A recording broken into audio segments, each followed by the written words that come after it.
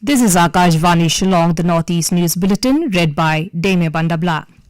The headlines: More than 1,900 refugees enrolled in ongoing exercise of biometric enrollment in Mizoram for people from Myanmar and Bangladesh.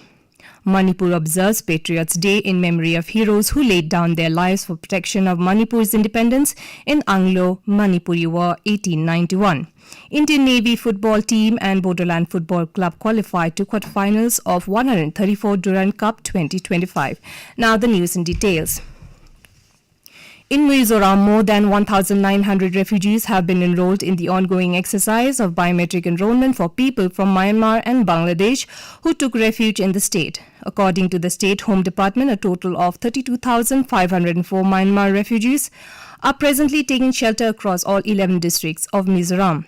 The biometric enrollment began last month. Additionally, more than 2,000 Bangladeshi refugees also took shelter in Lautlai, Sarship and Lunglei districts. The Myanmar nationals, mostly from Chin state, fled to Mizoram following a military coup in 2021.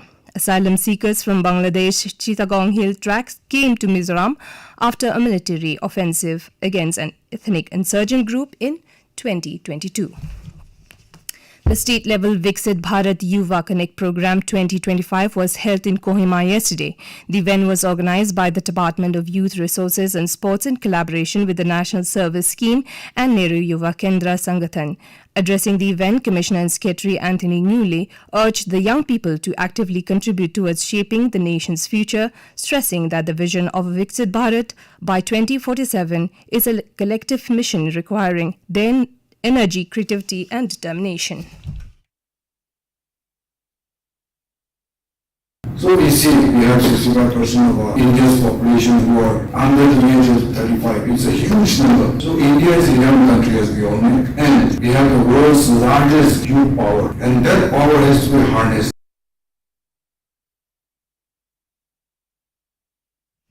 Newley further highlighted innovation, entrepreneurship, sustainability and inclusive growth as key drivers for development. On the occasion of International Youth Day, the Tripura State AIDS Control Society and the Health and Family Welfare Department of the Government of Tripura jointly organized a Bell of Awareness program in Agartala yesterday.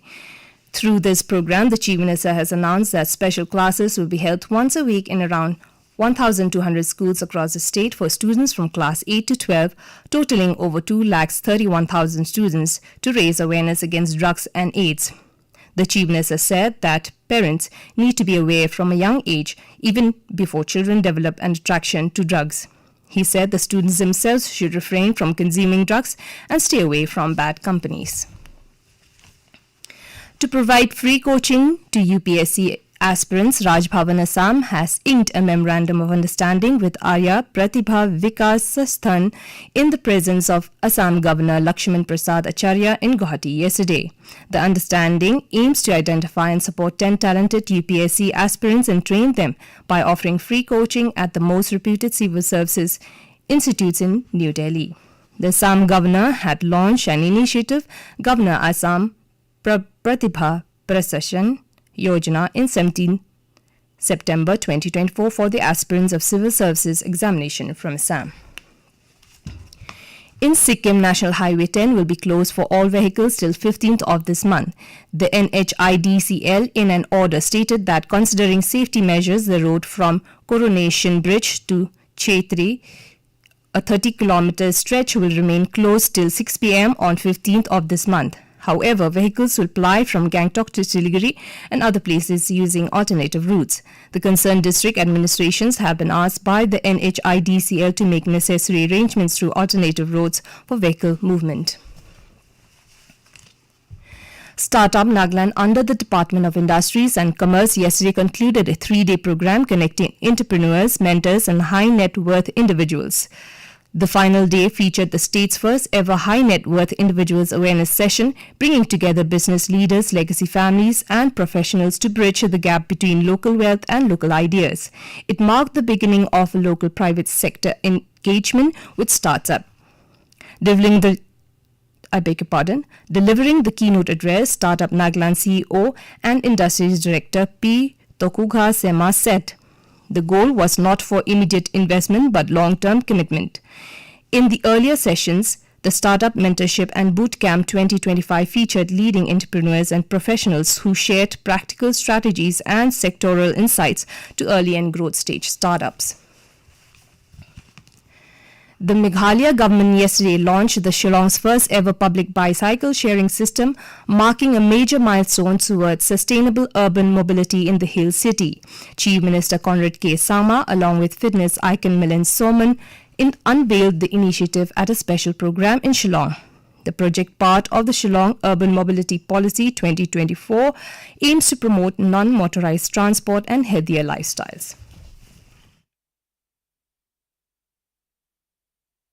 Entire concept of Ride Shillong, where we're going to give public electric bicycles to people, which means it's publicly owned and people will just rent it and use it, and these are all electric bicycles, and hence even in a kind of uphill you don't have to pedal so much. There will be electric system to support you. So it's a very, very good technology, and it's very, very good for a place like Shillong, and anybody of any age can actually use this. The policy targets 35% of city travel to be on foot or by cycle, with the ultimate vision of transforming Shillong into a walking and cycling city. In its first phase, over 20 electric bicycles have been rolled out. Residents can rent these publicly owned e-bikes for short commutes, offering a cleaner and more efficient travel option. The Indian Navy football team and Bodoland Football Club have qualified to the quarterfinals of the 134th Durand Cup 2025 after securing victory in their last and final group stage encounters yesterday. The Indian Navy beat Trau FC 2-1 in the final Group F match at Khuman Lampak Main Stadium, Imphal in Manipur, while the Bodoland FC trudged Indo-Tibetan Police football team 4-0 in the final Group D encounter at Sai Stadium, Kokrajhar in Assam. The Indian Navy claimed top spot in the group with 7 points, while the Bodoland FC topped the group with full 9 points from 3 successive wins. The other 4 group winners, East Bengal, Mohan Bagan, Jamshedpur, Northeast United, have already booked their spot in the quarterfinal. The 2 best second place teams, Shillong Lajong FC and Diamond Harbour FC, are also in the last 8 stage. In Manipur, the state government has taken all necessary arrangements to observe the Patriots' Day in memory of heroes who laid down their lives for the protection of the independence of Manipur in Anglo-Manipuri War 1891. The observation starts with a Prabhat Pheri in the early hour today. It will be followed by floral tributes to last rites memorial sites of Yubaraj Tikendrajit and Thangal General, who were hanged to death by Britishers on August 13, 1891. Manipur Governor Ajay Kumar Bhalla leads others in the floral tributes. The main observance function will be held at Bir Tikendrajit Park in Imphal. As the nation prepares to celebrate Independence Day, let us come together not just as individuals but as one people, one heartbeat, one India under the Har Ghar Tiranga campaign. Let's proudly hoist Tiranga from today to the 15th of August at every home, in every heart. This is more than a flag, it's a feeling, a legacy, a symbol of our freedom. This Independence Day, let the tricolor wave from every rooftop and rise in every soul. Don't forget to click a selfie with Tiranga and share it on social media. Join the movement, celebrate unity, celebrate India. Visit harghartiranga.com for details. And with that, we end the Northeast News Bulletin from AKASHVANI Shillong. Have a nice day.